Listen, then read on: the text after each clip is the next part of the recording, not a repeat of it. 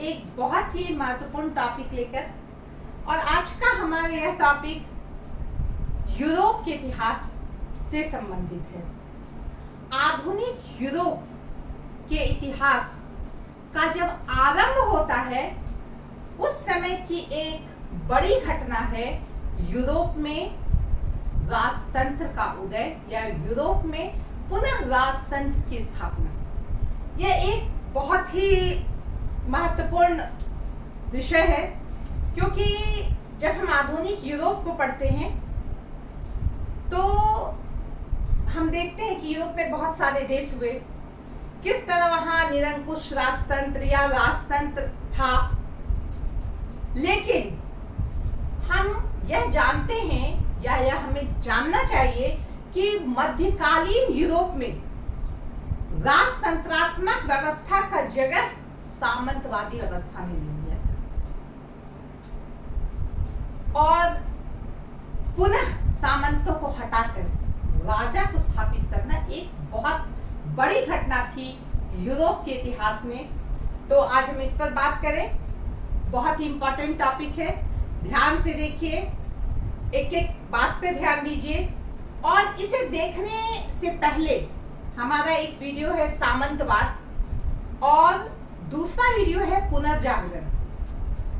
और पुनर्जागरण काल की कुछ महत्वपूर्ण आविष्कारों पर हमने जो वीडियो बनाया है इसे आप जरूर देख लें। इसे देखने से आपको यह टॉपिक समझने में बहुत आसानी होगी। तो आज बात करना है हम लोगों को आधुनिक यूरोप में राजतंत्र का उदय। बहुत सारे देशों में राजतंत्र का उदय हुआ, स्पेन में, इंग्लैंड में, फ्रांस में, रूस में। इसकी चर्चा इसलिए की गई, इस टॉपिक को महत्वपूर्ण इसलिए कहा गया क्योंकि हम देखते हैं कि मध्यकालीन यूरोप में जो सामंतवादी व्यवस्था शुरू की गई थी राजाओं के द्वारा, राजाओं ने ही सामंतों को बनाया था। एक राजा ने अपनी भूमि को बहुत सारे सामंतों को बांट दिया था और सामंतों का काम था उस भूमि की देखरेख, वहां से टैक्स लेना, राजा को देना, अपनी सेना रखना, ये सारा काम सामंतों का था। और जैसा कि हम कह सकते हैं कि सामंतवादी व्यवस्था जो है वह भूमि पर आधारित एक व्यवस्था थी। यह व्यवस्था शुरू की गई थी अच्छे के लिए। राजा के द्वारा यह जो व्यवस्था की गई थी, यह एक अच्छी सोच थी कि काम को सुचारू रूप से किस तरह किया जा सकता है। लेकिन हम क्या देखते हैं कि धीरे धीरे इसमें बहुत सारी कमियां आने लगी थी। बहुत सारी कमी आने के कारण हम क्या देखते हैं, राजा की स्थिति दोयम दर्जे की हो गई थी और सामंत ऊपर हो गए थे। सामंतों की बहुत अधिक अधिकार हो गए थे, उनकी शक्ति बहुत ज्यादा हो गई थी, जबकि राजा का अधिकार या उसकी शक्ति ज्यादा होनी चाहिए क्योंकि भूमि उसकी थी।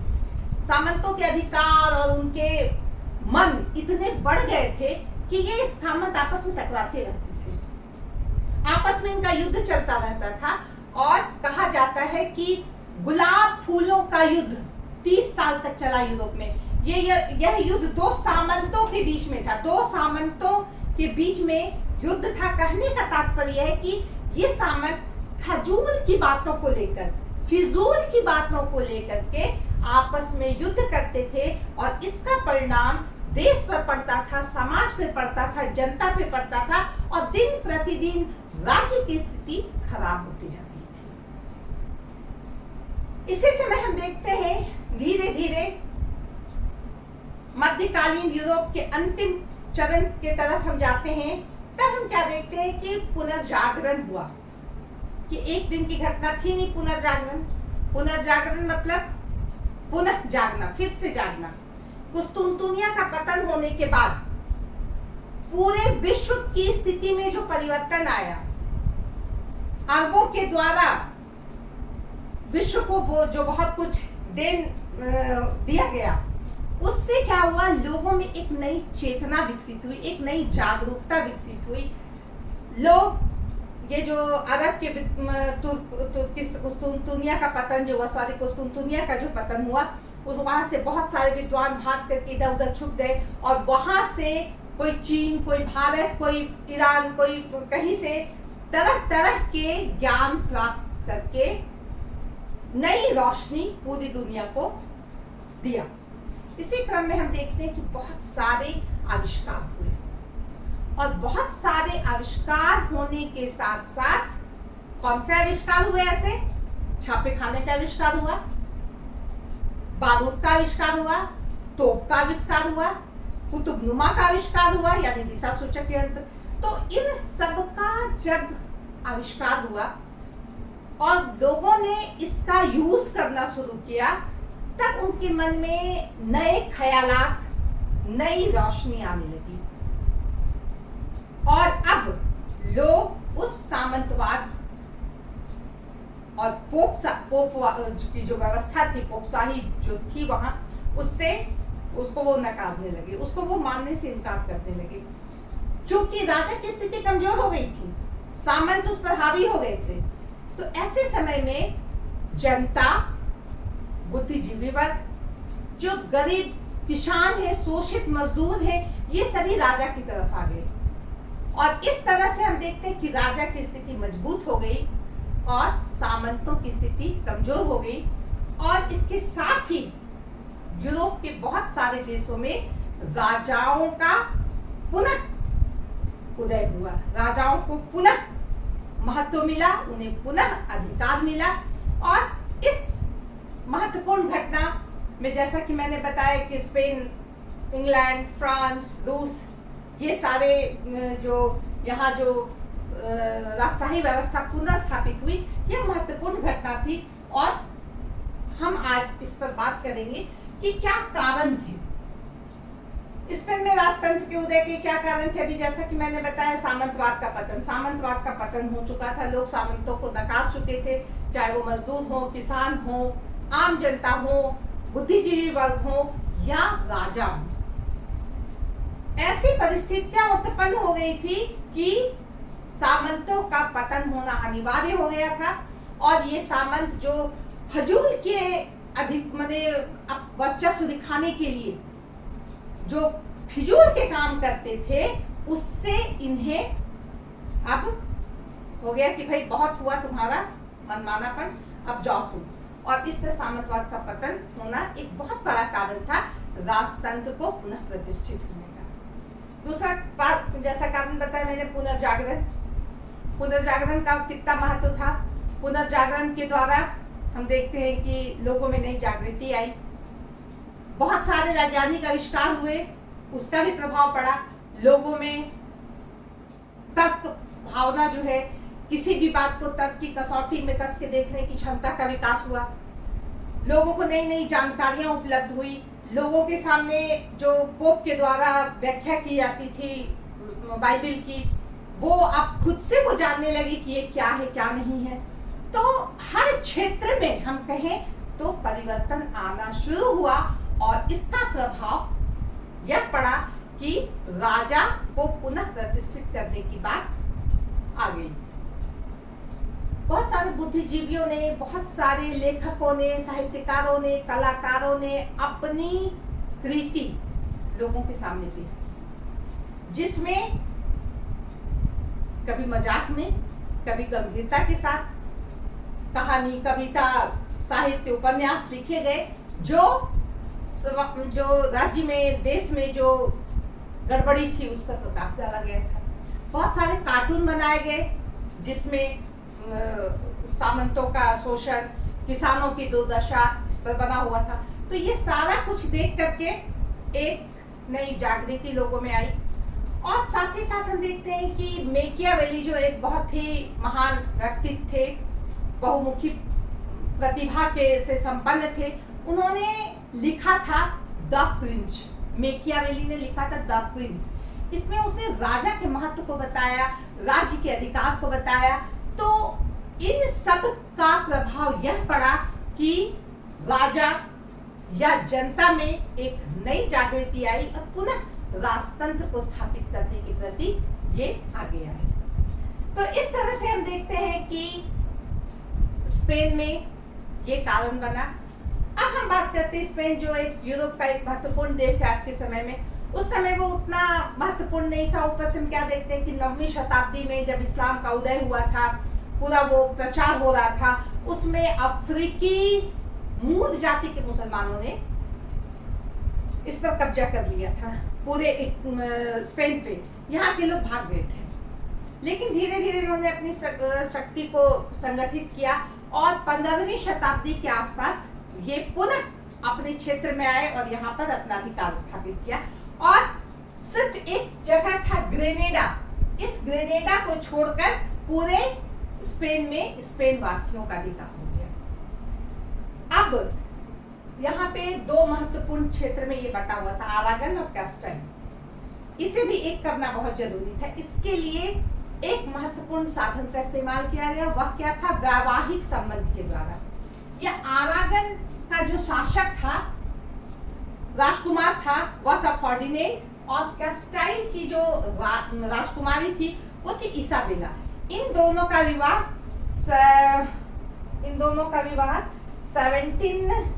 1479 में हुआ।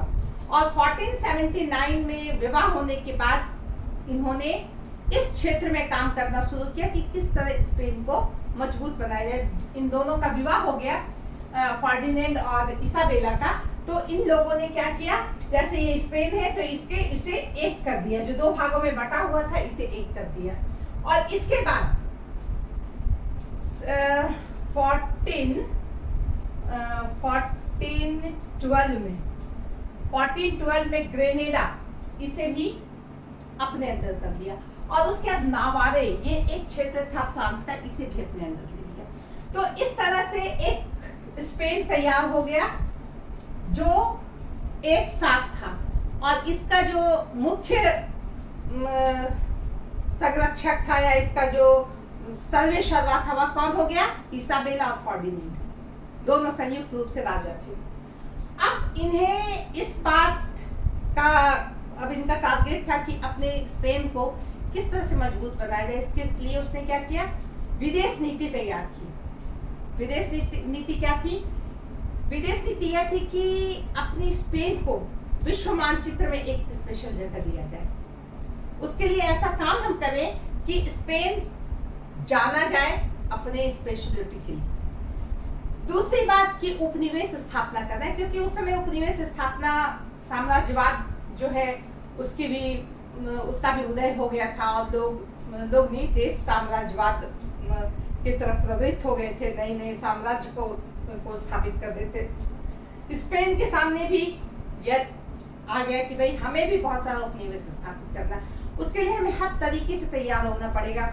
हमें अपनी आर्थिक स्थिति मजबूत करनी होगी, हमें अपने जहाजी बेड़े ठीक करने होंगे, हमारे नाविक अच्छे मिले। इस तरह से हर क्षेत्र को इतना मजबूत किया जाए ताकि हम उपनिवेश स्थापना में भी आगे रहें। और इसका जो तीसरा एक कूटनीति वाला क्षेत्र था, वह था फ्रांस को सभी देशों से अलग थलग रखना।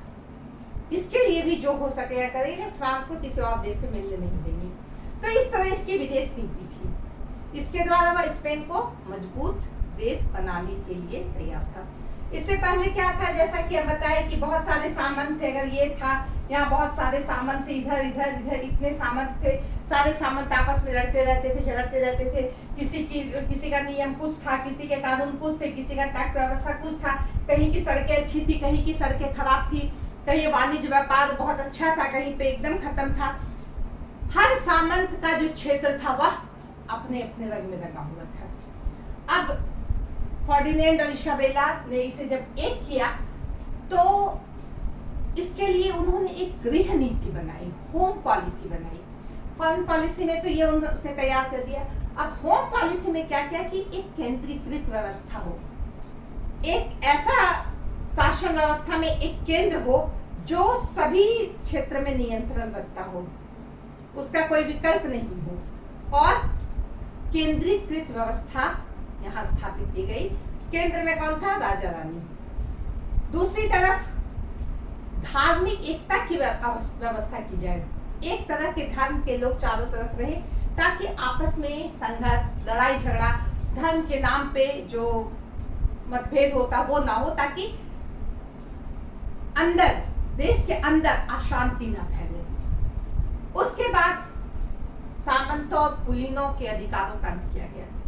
जैसा कि हम जानते हैं सामंतों के पास बहुत सारे अधिकार थे, कुलीनों के पास बहुत थे, जो सामंत परिवार से जुड़े हुए थे, उनके रिलेटिव्स थे, उनके पास बहुत सारे अधिकार थे जिनका वह सिर्फ और सिर्फ दुरुपयोग ही करते थे। जैसा कि हमने देखा कि आलतू फालतू बातों को लेके आपस में युद्ध कर रहे, गुलाब फूलों का युद्ध लेकर के वो 30 साल तक झगड़ रहे हैं। गुलाब फूलों का युद्ध इसलिए कहा जाता है कि यह एक उदाहरण है कि बड़े ही अजीबोगरीब मुद्दे, मतलब बकवास मुद्दे को लेकर ये सामंत आपस में लड़ते रहते थे। तो इनको समाप्त किया जाए, इनको किनारे किया जाए। ये सामंत के जितने दुर्ग हैं, जो अय्यासी के अड्डे हैं, जो उनके शोषण के प्रतीक है, जो उनके अत्याचार के प्रतीक है, उनके दुर्गों को खत्म किया जाए, उनके अधिकारों को खत्म किया जाए, कुलीनों के अधिकारों को खत्म किया जाए, और इस तरह से देश को मजबूत करने की कोशिश राजा के द्वारा की गई। अर्थव्यवस्था और कर व्यवस्था को एक किया गया। ये नहीं कि इस क्षेत्र में ये नियम है, उस क्षेत्र में वो नियम है, यहाँ पे इतना टैक्स लगेगा, वहां पे इतना टैक्स लगेगा। तो इन सारी व्यवस्था पर उसने जोर दिया कि पूरे देश में अर्थव्यवस्था समान हो, कर व्यवस्था समान हो। यह देश को आगे बढ़ाने के लिए किसी के मन में कोई मलाल नहीं होगा, और इसके लिए उसने काम किया। व्यापार वाणिज्य को प्रश्रय देना राज्य के द्वारा यह बहुत बड़ी बात होती है। अपने देश की आर्थिक स्थिति अगर मजबूत की जाए तो वहां पर हम देखेंगे कि अर्थव्यवस्था भी ठीक करनी होगी, वाणिज्य व्यापारियों को सुविधा देनी होगी, बैंकों की स्थापना करनी होगी, बहुत तरह की आवश्यकता होती है उद्योगपतियों को, व्यापारियों को। वह सुविधा राज्य के द्वारा देने की शुरुआत की गई, और यह बहुत ही अच्छा रहा, पॉजिटिव रहा। और इसके बाद हम देखते हैं कि आवागमन का जो विकास है, रास्ते का, अच्छे सड़कों का बनना, ये जल मार्ग का दुरुस्त करना, इन सब क्षेत्रों पर भी राजा के द्वारा विशेष ध्यान दिया गया, क्योंकि व्यापार हो, वाणिज्य व्यापार हो या उद्योग धंधे हो, इनमें आवागमन के साधन डिपेंड करते हैं। अगर ये अच्छे होंगे तभी व्यापार वाणिज्य या उद्योग अच्छे होंगे, और अगर ये अच्छे होंगे तभी अर्थव्यवस्था अच्छी होगी, अर्थव्यवस्था अच्छी होगी तभी राज्य के पास आय भी होगा, इनकम भी होगा। तो इस तरह से हर क्षेत्र को समेट करके राज्य को मजबूत बनाने की कोशिश राजा और रानी के द्वारा की गई। उसके बाद इंक्यूबेशन की स्थापना की गई। ये क्या था? ये एक धार्मिक न्यायालय था। इसके द्वारा राज्य में सामंत कुलीन अगर कोई राजा के विरोध में काम कर रहे हैं उसको सजा देने के लिए, धर्म के नाम पे अगर कोई गलत कर रहे हैं तो उसको सजा देने के लिए, या कोई भी अशांति फैलाने की कोशिश कर राज्य में, तो उसके लिए इस कोर्ट की व्यवस्था की गई थी। यह एक प्रकार से धार्मिक कोर्ट थी, और इसमें जो सजा का प्रावधान था वो बहुत ही कठोर था। इसके नियम कानून बहुत ही कठोर थे, लेकिन इसकी व्यवस्था की गई क्योंकि राजा को लगा कि अपने देश को शांति सुरक्षित रखने के लिए, शांतिपूर्ण अवस्था में सुरक्षित रखने के लिए आवश्यक है कि ये कोर्ट स्थापित की जाए। तो इस तरह से हम देखते हैं कि इसाबेला और फर्डिनेंड के द्वारा यह काम किया गया, और बहुत हद तक यह सफल रहा। बाद में और राजा आए और उन्होंने और अच्छा काम किया, उसे और आगे बढ़ाया, और अंततः हम देखते हैं कि स्पेन सचमुच में यूरोपीय राजनीति का एक महत्वपूर्ण केंद्र बना। यह अलग बात है कि बहुत सारे आलोचकों ने आलोचना भी की है कि राजा के द्वारा यह जो काम किया गया, चाहे वह सामंतों और कुलीनों को दबाने का काम किया, ये बहुत गलत था। उन्होंने यह भी कहा कि ये धार्मिक न्यायालय जो बनाया गया वह भी बहुत गलत था। तो आलोचक है, आलोचना तो करेंगे, स्वाभाविक है, लेकिन कुल मिला जुला करके अगर हम कहें तो स्पेन में राजतंत्र की स्थापना जो हुई सामंतवादी व्यवस्था को हटाकर, यह एक बहुत बड़ी घटना थी यूरोप के इतिहास में। तो इस तरह आज का हम ये चैप्टर यहाँ समाप्त करते हैं। धन्यवाद।